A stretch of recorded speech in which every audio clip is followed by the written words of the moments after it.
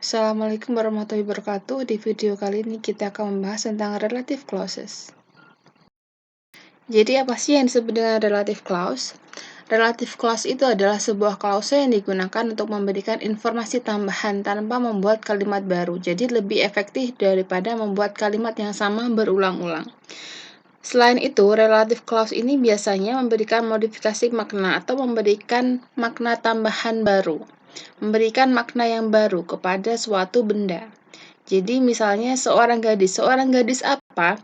Nah, untuk memberikan modifikasi atau memberikan spesifik yang lebih jauh dari sebuah kata benda yang dijelaskan.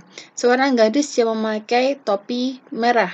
Nah, yang memakai topi merah ini adalah modifikasi maknanya, yang untuk membedakan seorang gadis dengan gadis-gadis yang lainnya. Nah, relative clause itu juga bisa disebut dengan adjective clause karena dia memberikan makna. Maka dia posisinya sebagai adjektif, dia berada di belakang kata benda yang diterangkan. Di sini kita akan mempelajari relative clause yang bisa berupa who, which, that, whose, dan whom. Untuk penjelasannya kita akan bahas di slide selanjutnya. Nah, selain who, which, that, whose, dan whom, kita juga menggunakan when dan where. Sekarang kita lihat dulu fungsi dari adjective clause itu sendiri yang bersama seperti adjektif. Kalau yang adjektif yang seperti kita ketahui sebelumnya, itu kan biasanya berada di depan kata benda. Seperti contoh, I met a pretty girl. Saya bertemu dengan gadis cantik. Pretty adalah adjektif dan girl adalah noun. Nah, di sini adjektifnya berada di depan kata benda. Sedangkan adjective clause sama-sama posisinya mendeskripsikan atau memberikan modifikasi makna tambahan pada kata benda, tapi dia letaknya ada di belakang dengan dipertunjukkan atau dengan ditandai dengan relative pronoun yang berupa who, whom, which, dan seterusnya. Karena dia adalah klausa, maka dia mengikuti kata bendanya. Seperti contoh kalimat I met a girl who is really pretty. Saya bertemu dengan seorang gadis yang sangat cantik. Di sini adjective clause-nya adalah who is really pretty. Who is really pretty ditunjukkan atau diperkenalkan dengan relative pronoun who. Who di sini mengganti atau membuat kalimat ini lebih efektif. Sebenarnya dia terdiri dari dua kalimat kalau kita pecah. Seperti yang kalimat pertama, I met a pretty girl, maka di sini I met a girl, titik. Itu adalah kalimat yang pertama. Kalimat yang kedua adalah the girl is really pretty. Gadis itu sangat cantik, untuk membedakan gadis-gadis 1, 2, 3. Nah, I met a girl who is wearing a red hat. Itu juga boleh. Karena untuk membedakan gadis yang mana sih? Gadis yang memakai topi merah. Seperti contoh yang sebelumnya. Itu adalah fungsi dari adjective clause. Sekarang kita lihat yang kalimatnya dipecah ya. Kalau yang tadi kan langsung. Sekarang yang dipecah. Di sini ada dua kalimat. Kalimat yang pertama adalah the following conversation. Kalimat di bawah ini illustrates two returnees. Mengilustrasikan dua returnees. Returnees ini kalau dalam bahasa Indonesia kita bisa artikan dengan diaspora. Returnees ini adalah orang yang sudah pernah tinggal di luar negeri, kemudian dia balik lagi ke negara aslinya. Jadi dia sudah tinggal lalu balik lagi. Kalimat yang kedua, returnees just got home. Returnees baru saja pulang. Dari dua kalimat ini kita menemukan kata yang sama yaitu returnees. Nah, returnees inilah yang akan kita ganti menjadi relative pronoun ya. Di sini dua kalimat ini kalau digabung menjadi the following conversation illustrates two returnees who just got home. Yang sudah digaris bawah ini terbagi menjadi noun sama adjective clause. Nounnya adalah two returnees yang kemudian maknanya dimodifikasi oleh adjective clause yang diperkenalkan oleh relative pronounnya who. Jadi, who just got home itu adalah adjective clause-nya atau relative clause-nya, sedangkan who adalah relative pronoun. Who ini biasanya digunakan untuk merujuk pada subjeknya yang berupa orang. Nah, ini kalau yang kita pecah jadi dua kalimat ya.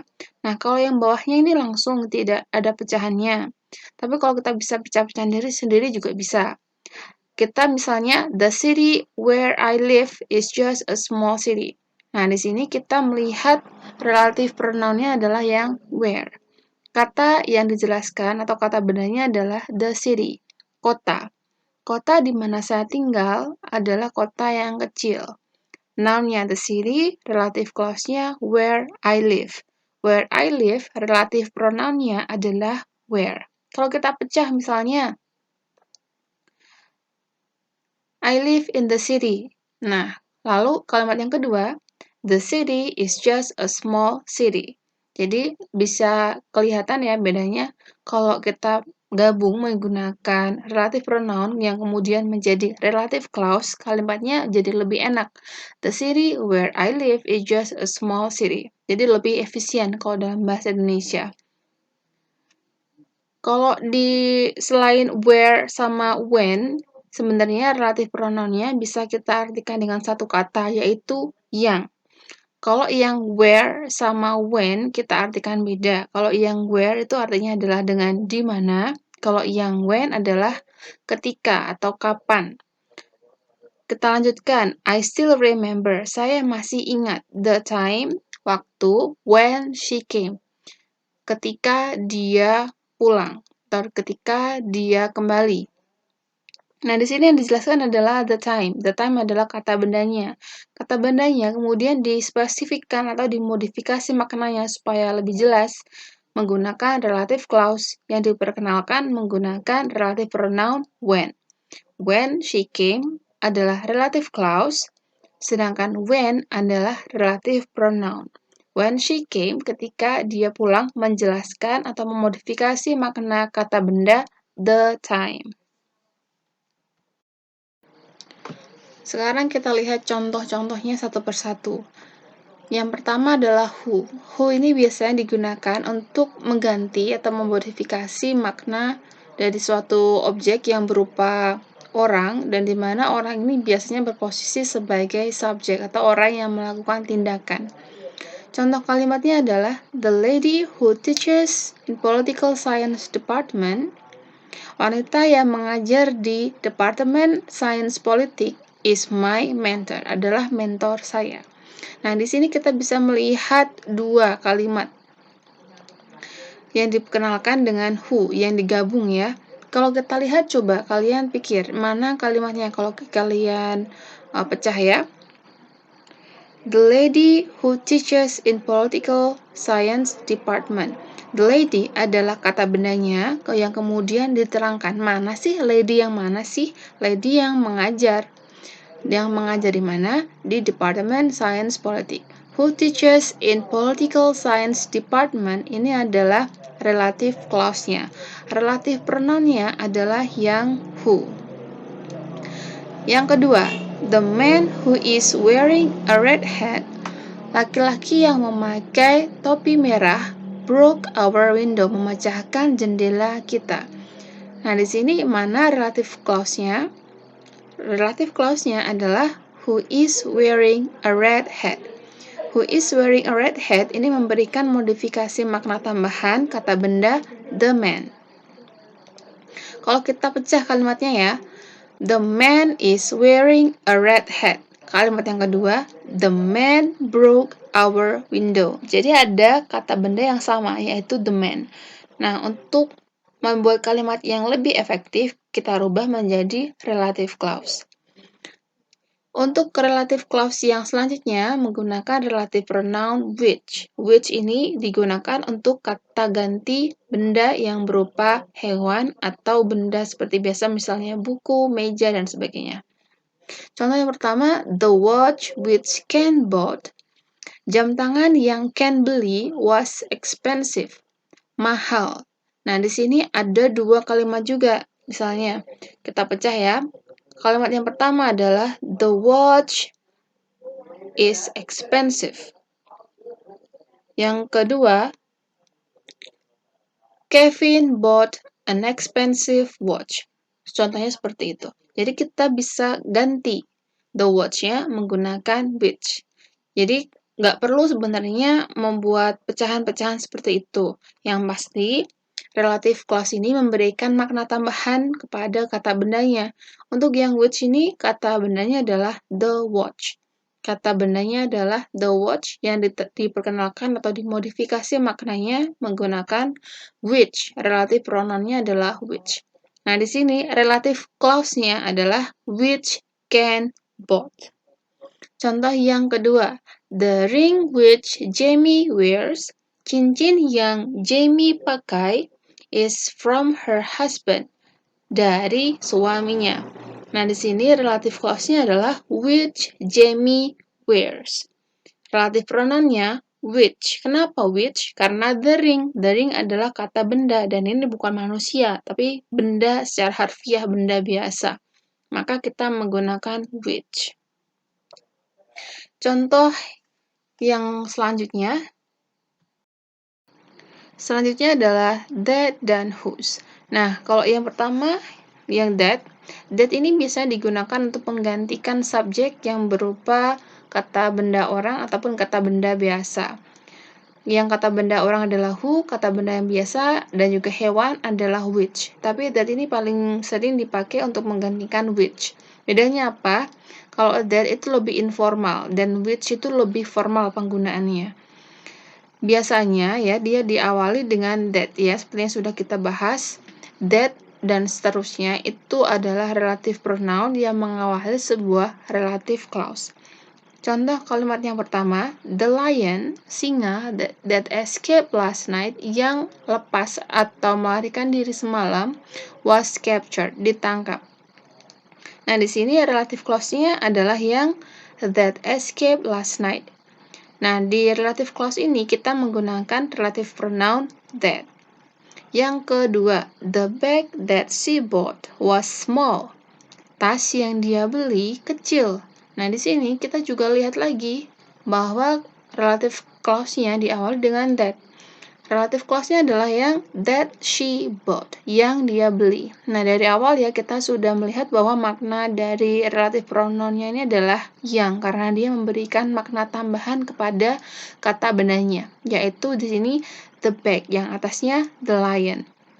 Selanjutnya kita menuju ke whose. Whose ini untuk menunjukkan kepemilikan. Kepemilikan kita lihat contohnya. The father whose child is missing is crying. Ayah yang anaknya hilang sedang menangis. Nah, anak ini kan punyanya father, punyanya ayah. Nah, whose ini untuk menunjukkan bahwa the father ini yang memiliki the child. Kepemilikannya apa? Anak. Anaknya kenapa? Hilang. Nah, di sini relative clause-nya adalah whose child is missing, yang anaknya hilang. Karena kan ini menunjukkan kepemilikan ya. Kita juga bisa bilang laki-laki yang topi merahnya hilang, sedang menangis. Jadi kita bisa gonta-ganti kepemilikannya apa. Contoh yang kedua dari whose yang menunjukkan kepemilikan, the company whose manager, perusahaan yang manajernya has resigned, telah mengundurkan diri, has the highest rate in Indonesia, memiliki rate tertinggi di Indonesia. Nah, di sini yang kedua kepemilikannya adalah manajer yang sudah pensiun atau yang sudah mengundurkan diri dari pekerjaannya. Nah, relative clause-nya adalah whose manager has resigned. Relative pronoun-nya adalah whose. Kenapa whose? Whose ini menunjukkan kepemilikan. Di kalimat ini, ya dua kalimat ini yang menunjukkan kepemilikannya adalah yang pertama, seorang anak yang dimiliki oleh ayah. Kalau yang kedua adalah seorang manajer yang sudah mengundurkan diri. Nah, manajernya ini adalah kepunyaannya atau kepemilikannya merujuk ke perusahaan. Selanjutnya adalah whom, when, dan where. Kalau yang who itu merujuk ke subjek, whose itu merujuk ke kepemilikan, kalau yang whom ini merujuk pada objek. Kalau objek berarti dia tidak melakukan tindakan, tapi dia menerima tindakan. Kita lihat contohnya.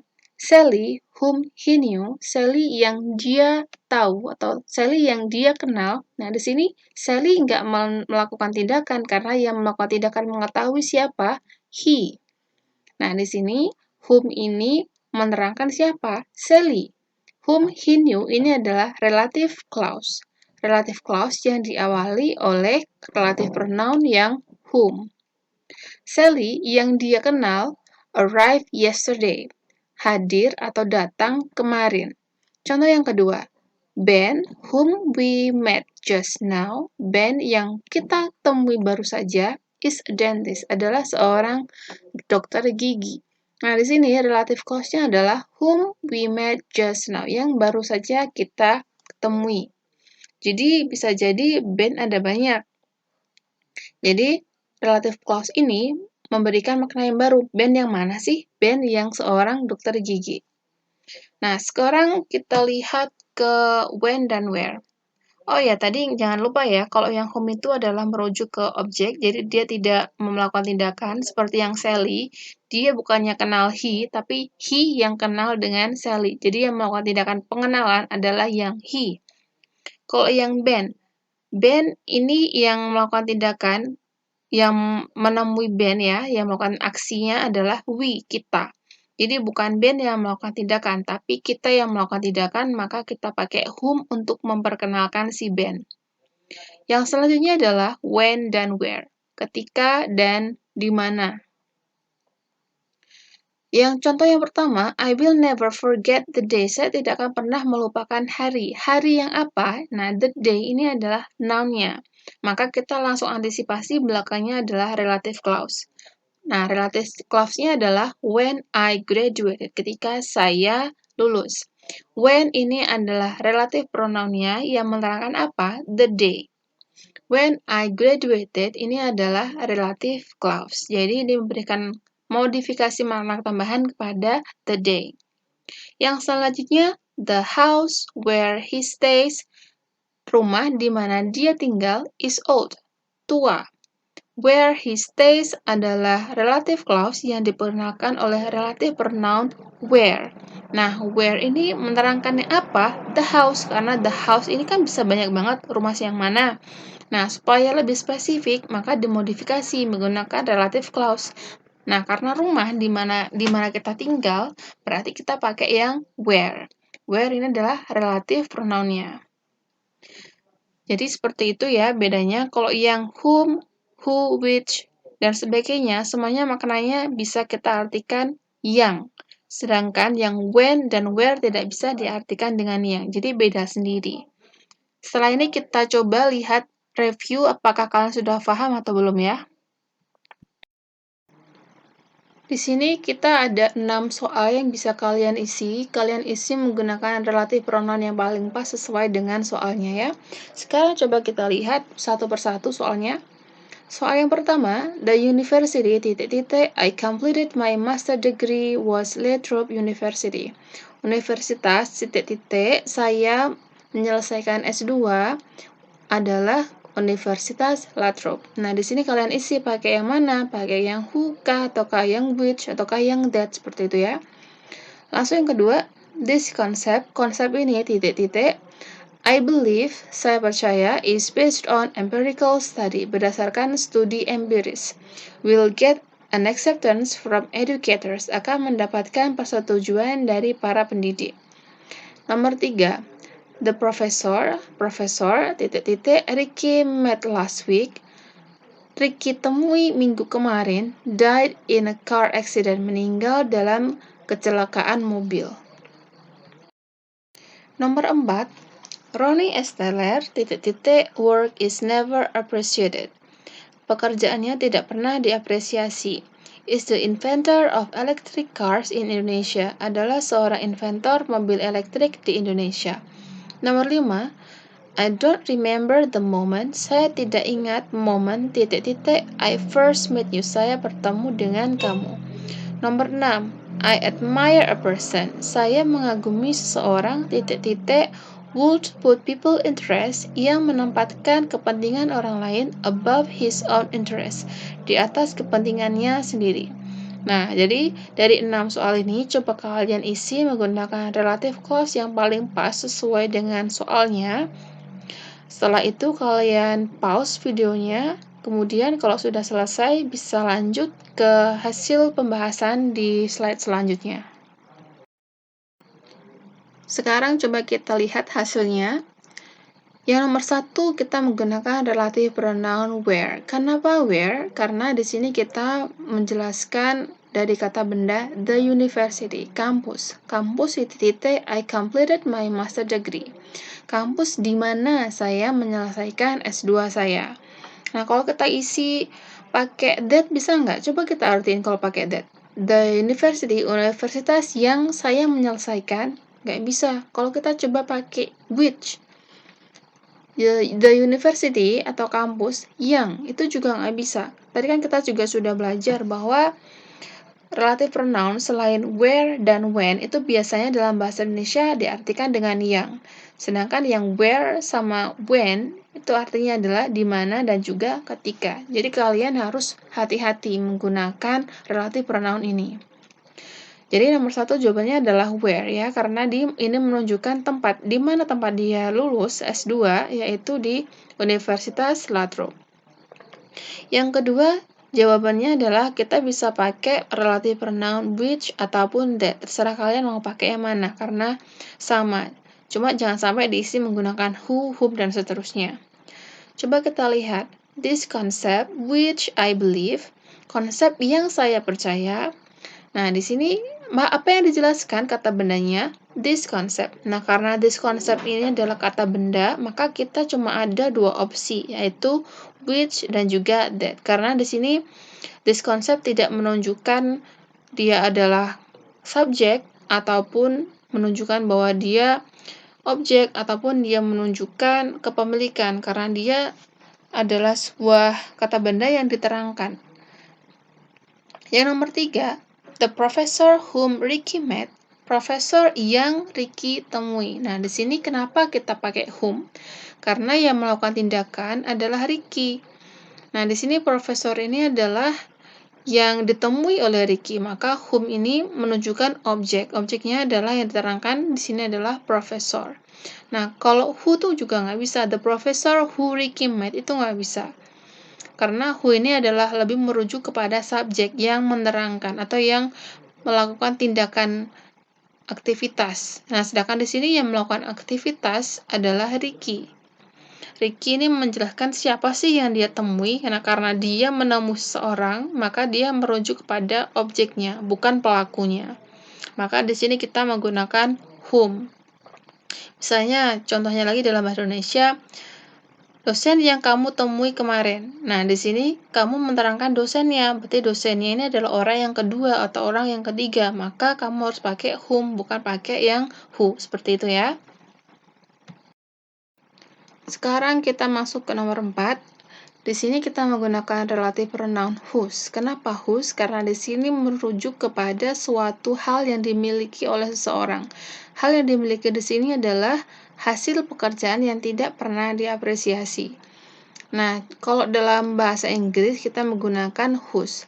Sebenarnya dalam memilih mana sih relative pronoun yang pas, itu kalian bisa coba letakkan yang di situ. Kalau kalian sudah terjemahkan dalam bahasa Indonesia, lalu kamu taruh yang di dalam titik-titik itu, maka pakai relative pronoun yang mana ya yang paling pas.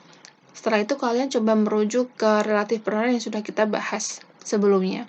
Nah, kalau kalian sudah menemukan relative pronoun yang pas, maka kalian sudah membentuk relative clause dengan benar. Ronnie Esteller, whose work is never appreciated. Ronnie Esteller yang pekerjaannya, ya kalau diartikan yang pekerjaannya. Lah, yang pekerjaannya ini kan merujuk kepada siapa sih yang punya gitu. Yang punya adalah Ronnie Esteller. Coba kalau kamu pakai who di situ. Nah, who kan untuk subjek, whom itu kan untuk objek. Itu nggak pas karena di sini yang diterangkan adalah kata benda, bukan Ronnie lagi. Yang nomor 5, I don't remember the moment. Nah, kalau the moment ini berarti kan berurusan dengan waktu. Saya tidak ingat momen atau waktu. Kapan? Berarti kan bukan when ataupun whose ataupun that. Maka kalau the moment yang berurusan dengan waktu, maka kamu langsung taruh when di situ. Di sini relative pronoun-nya adalah when dan relative clause-nya adalah yang seterusnya. When I first met you. Untuk kalimat yang terakhir ya, ini soal yang terakhir nomor 6. I admire a person, saya mengagumi seseorang yang would put people interest, yang menempatkan kepentingan orang lain. Nah, di sini kita juga menggunakan who. Kenapa who? Karena dia melakukan tindakan adalah the person-nya. Karena dialah yang meletakkan kepentingan orang lain di atas kepentingan orang lain, bukan I, bukan saya. Nah, di sini who ini menerangkan a person-nya, bukan I-nya. Di situ ya bedanya. Nah, coba kalau kalian bisa coba lihat lagi dari penjelasan yang atas sampai ke review ini.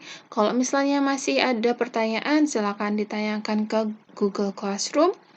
Nah, ini adalah materi yang terakhir. Untuk selanjutnya, silakan review untuk materi UTS selanjutnya. Terima kasih. Wassalamualaikum warahmatullahi wabarakatuh.